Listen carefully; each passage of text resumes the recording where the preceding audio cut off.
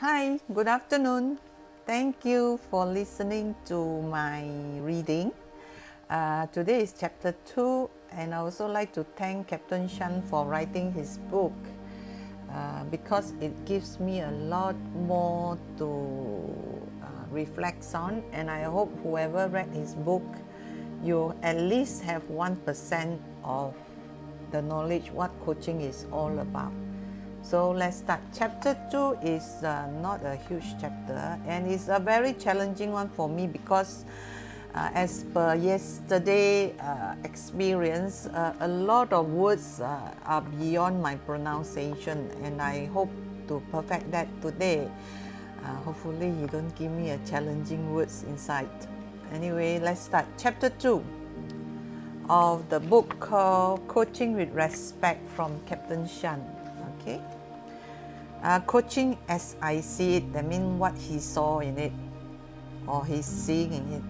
He took a quote from Thomas G. Crane, The Heart of Coaching. Coaching requires the very best from all aspects of our humanity. It is a path for the courageous and for people who are committed to making a difference in the lives of those they touch through coaching. Another clip from CNN. Coaching is the universal language of change and learning. Okay, let's dive into chapter 2. Coaching is not a job. Coaching stems from a passionate need to help others. You can only be a good coach if you have the innate desire to see an individual develop and move forward. Wow, this is really very interesting when you see someone that you coach really make a big difference, or at least some differences in their life. It happened with my mom. Now my mom is so much how to say happy. She's 84 this year. Actually in Chinese we say it 84.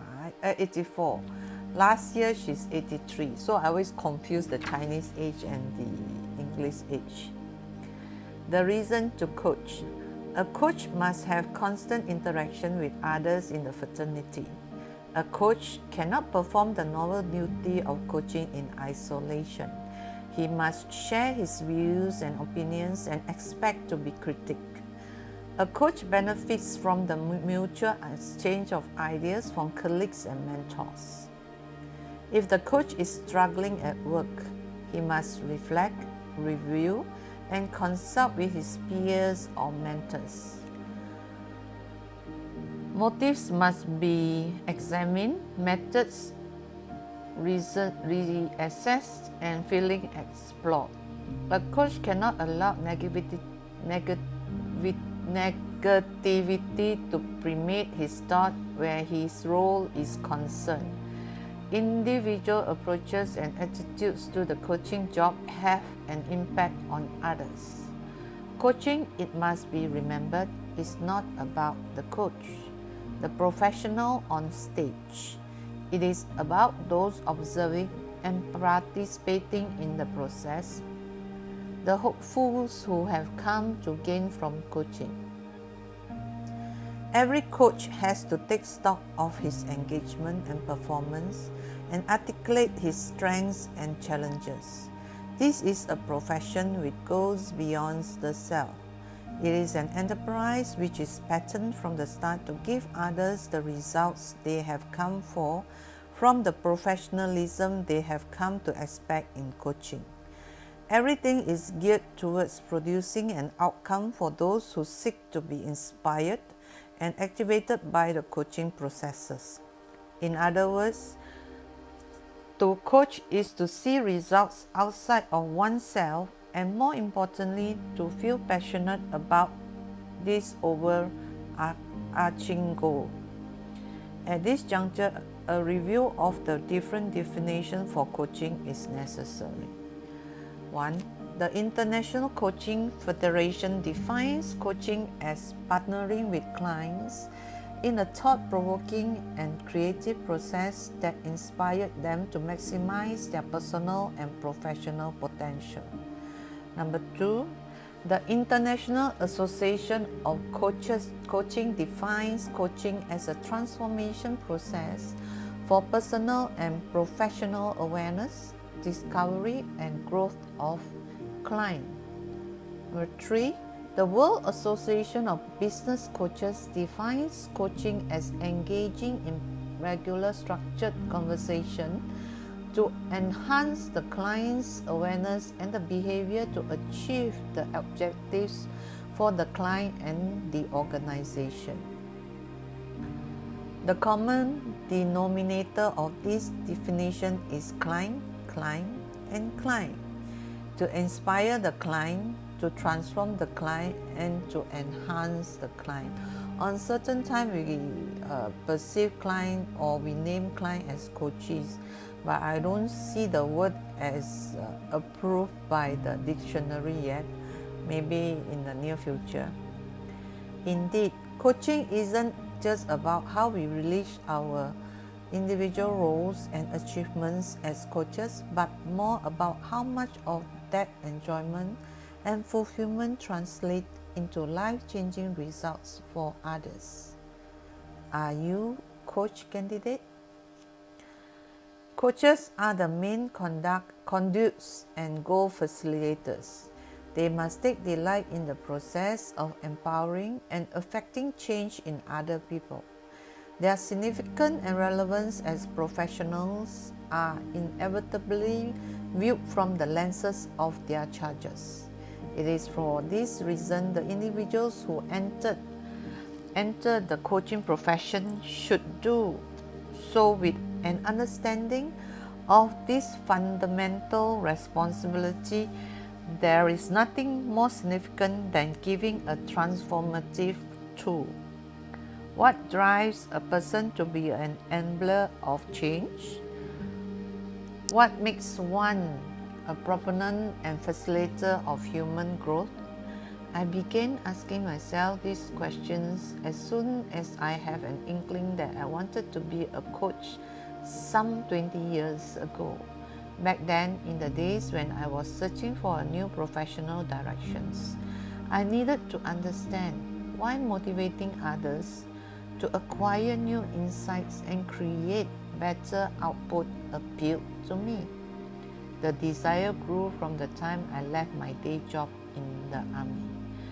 But I needed to know how genuine I was. What did I want to get out of coaching? I asked myself these pertinent questions many time and time again. What does a coach need to bring into his profession in order to succeed? And what is success in coaching terms?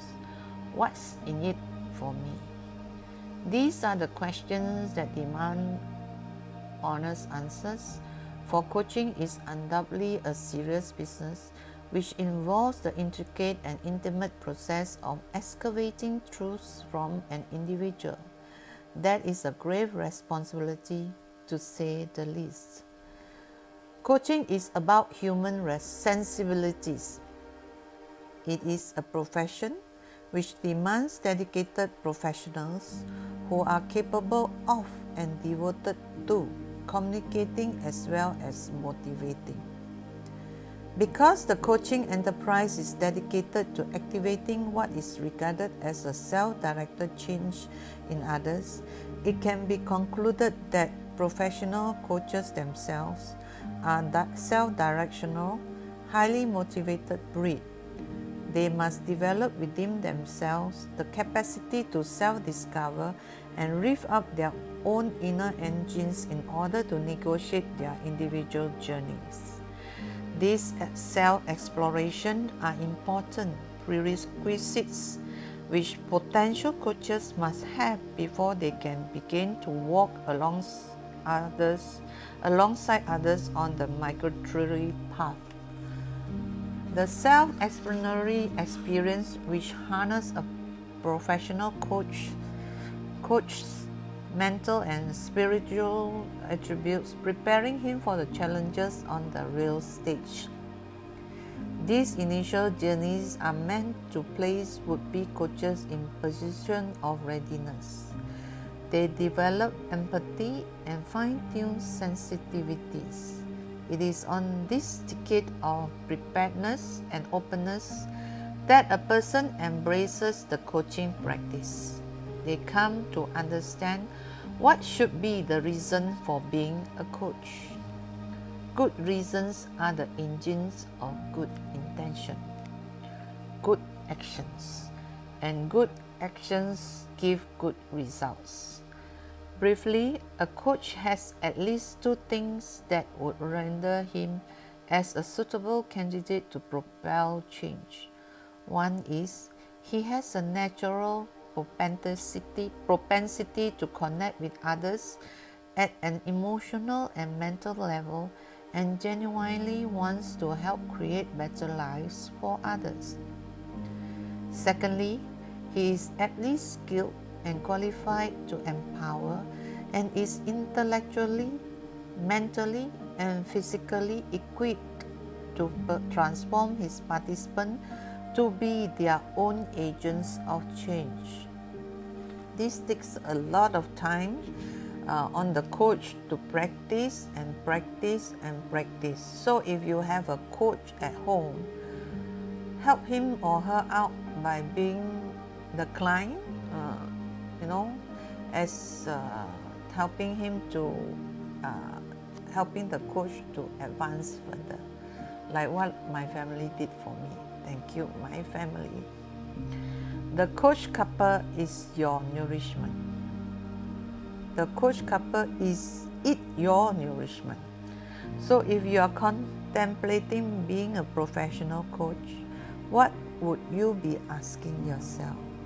My one simple question would be, is coaching really your cup of tea?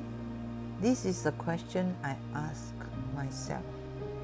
A simple question, you may remark, but it demands some serious considerations and a great deal of honesty.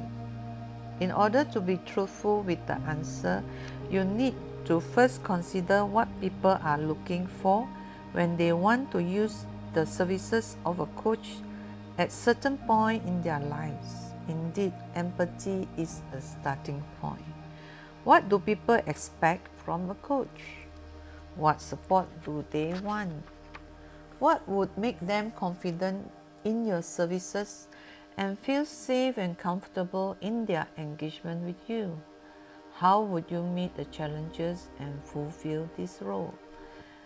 I believe if you understand what people want, then you would know what to give and how to give. And it goes without saying that you would have to do this with a genuine interest and passion. Coaching isn't about selling your services. Coaching is about helping others to dwell deep into themselves to find the answers they need. In the process of helping others, your life as a coach will become enriched. So it is about going into a profession with the best of intentions and being sure that you can be there for the long haul. So coaching is your cup, but how strong, how sweet, how wide?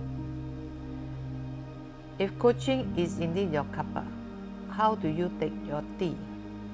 With or without sugar, black or white, alone or in the company of others?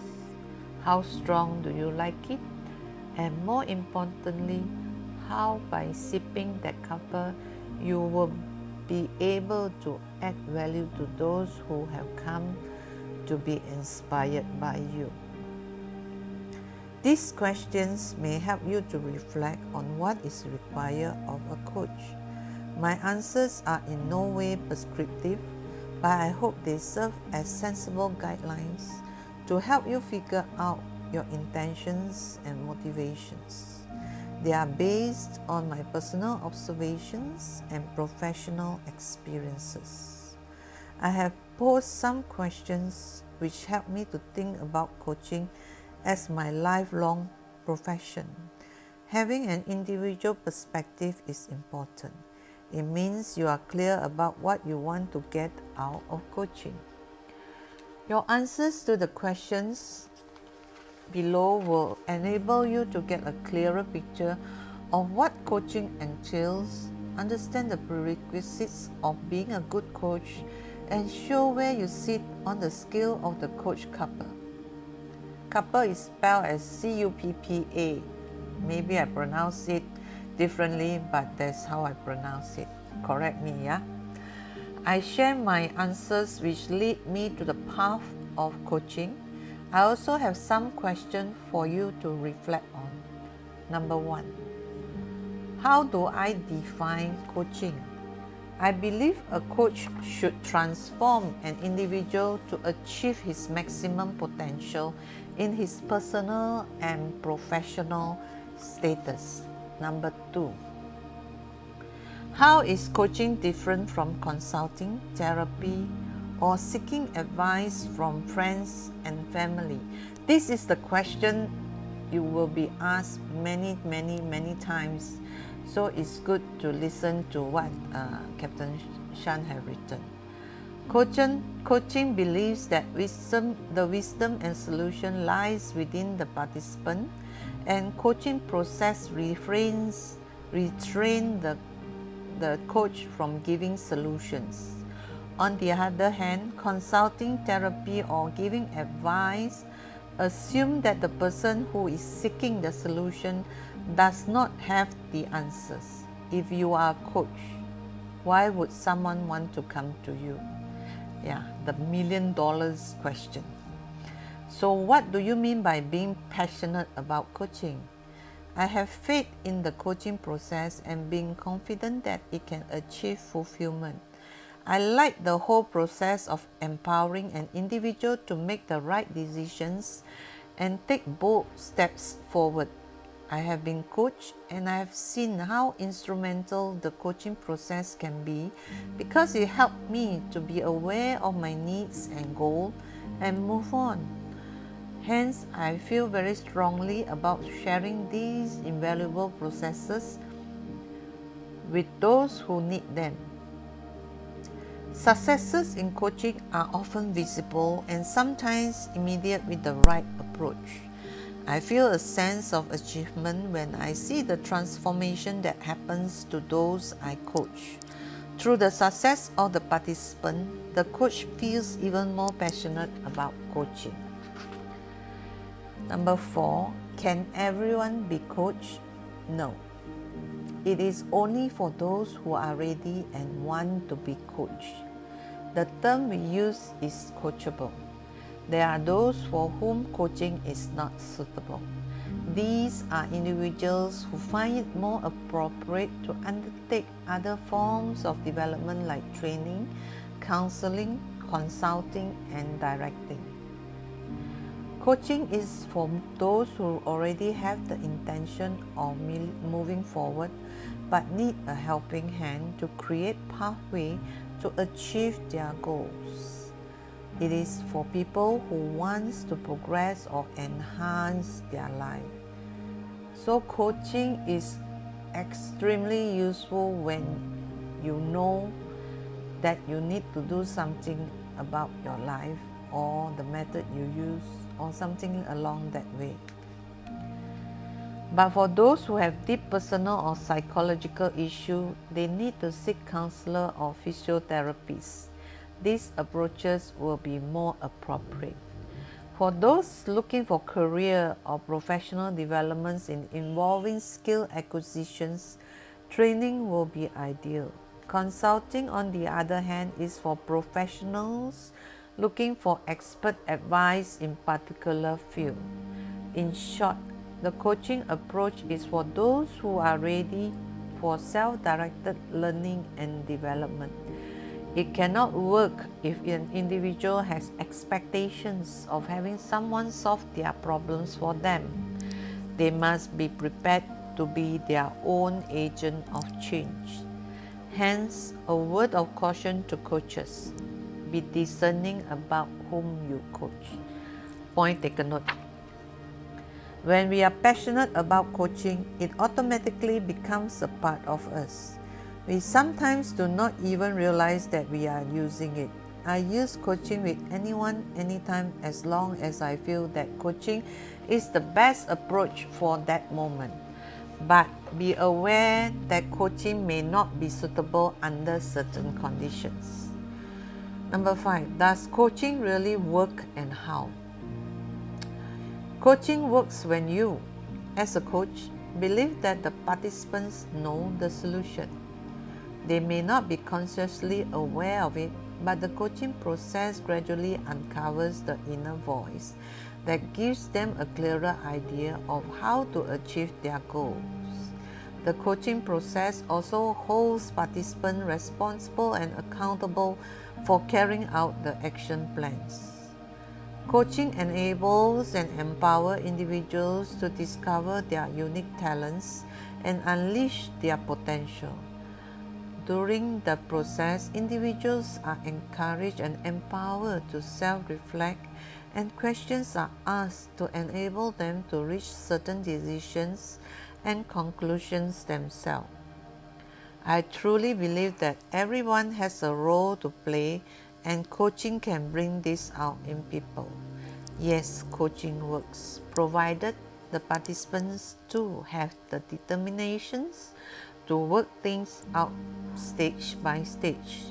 6. Can coaching be a negative impact on participants?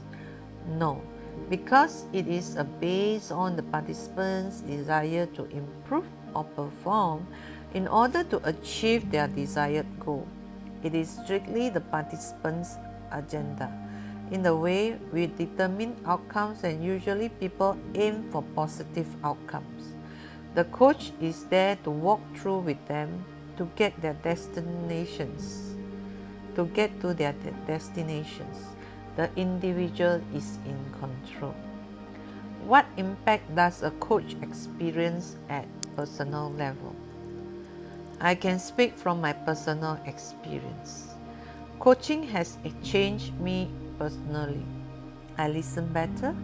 Before this, I was never an active listener, and an extrovert personality do not help either. I used to listen to reply, not listen to understand. I used to be rather judgmental when listening and processing, using my own experience and values. I have definitely improved my listening skills, and this has made me more empathetic and able to see things through the lens of the person I am having a conversation with. I would like to share an experience I have had in my work as a coach. When I established my company, Team Coach International, in 1999, I have no formal coaching modules to use. My mentors, however, were using coaching conversations to help me develop my thought as to what Team Coach International should look like. The verbal exchange and thought process I went through with my mentors answered some very important questions for me, which helped me formulate my long-term goal and plan. Those were tough questions, but they were the right ones. In coaching, you ask this kind of question to make you focus and realize your potential. I was asked questions like, what is the purpose of Team Coach International? What kind of legacy would Team Coach International want to leave? What areas does Team Coach International wants to specialize in? This eventually lead me to develop Team Coach International products and services so that we are aligned to the purpose and mission of the company. Being a coach has given me clarity about what I wanted to build. Number 8, can a coach see the impact of coaching on his or her family? Coaching has enhanced my communication with my wife Grace and our children. I am sure Grace, who is a qualified life coach and a partner in Team Coach International, can vouch for this. It used to be that whenever we had a conversation with our children, we are always in parents know-all mode. It was very reactive, and our way of communicating was more telling rather than having a proper conversation. Yeah, I believe this is what happened to most of us. And coaching taught me a lot on how to carry on the coaching conversation with my family. And it worked marvelously, and we have tremendous change in the family. Thank you, Captain, and all the coaches. With our daughter Kasturi, who is also a self-directed person like me, our conversations used to be rather short, usually ending up with me defending what I thought was right for her. This mode of conversation was not very helpful for our relationship. I cannot ever recall us having a rich, engaging conversation in those pre-coaching days. But when I became a coach and learned how to have a coaching conversation, things began to change in a positive way. By coaching conversations, I mean listening actively, asking the right question, and in this case, empowering our daughter to answer her own questions. The conversation recognizes that the agenda is hers and not mine or her mother. I started being fully present during our conversation. Since then, our communication has become meaningful. It has also shown our daughter how much I trust and respect her opinions and what she wants in her life. She's now worked in New York, and we have a bi-monthly coaching conversation. Whenever she needs a coaching father, he gets in touch with me to block some time for us to talk. It is very rewarding. Having both parents as qualified coaches, our children have become familiar with the nature of our work. In fact, coaching conversations has gotten indirectly embedded in daily family interactions. I would like to share one example. One Friday evening, during a typical dinner table conversation at home, when my wife and our daughter were exchanging news and events, our eldest daughter Isabel started to talk about her work and how she was intending to enroll in an international diploma in Montessori. She was concerned that her current workplace would not give her the platform to practice her Montessori methods, although she liked the work environment. Much to my surprise, our son Ryan asked her if we could all coach her on her dilemma. I thought that this was a golden opportunity for the whole family to really understand coaching. So I came up with some parameters with R.E.S.P.E.C.T model in mind, focusing on family communication at this stage. Number 1. Ask open-ended questions to clarify and confirm Isabel's thought. Number 2, if Isabel takes a longer time to answer, allow the silence. She is probably processing her thoughts or thinking of a solution. Number 3, if her answers deserve praise, edify her by validating her actions on what she has said. Number 4, I am to be the questionometer to check and the quality of coaching question asked. It was indeed a fruitful coaching conversation, and by the time we finished dinner, Isabel had clarified all her doubts and she came up with an action plan. She then went on to execute her plan. In short, she had made her own decision, using her wisdom to move on and face the challenges ahead of her. Later, I asked Isabel how she felt, and her takeaway this was her reply. The questions asked really made me think, and I became more certain about what I wanted to do and achieve. When I answered those questions, I had to be true to myself, and I had to make a commitment. I took ownership and responsibility of my own decision. It was also a discovery process of myself. I felt so empowered after the informal coaching session. We also asked our younger son, Suryan, what he thought about coaching. His response was that it was effective and that it made everybody think before answering. For us, this confirms that we are on the right track. The coaching approach is an effective tool of communication. We did not talk down to our son, but rather respected his opinions and understood his perspective. This episode also changed my perspective on the dynamics of family relationships and the way we interact with each other at home. I realized my children have been observing what I have been doing and they like it. They have trust in the process, mastery number one.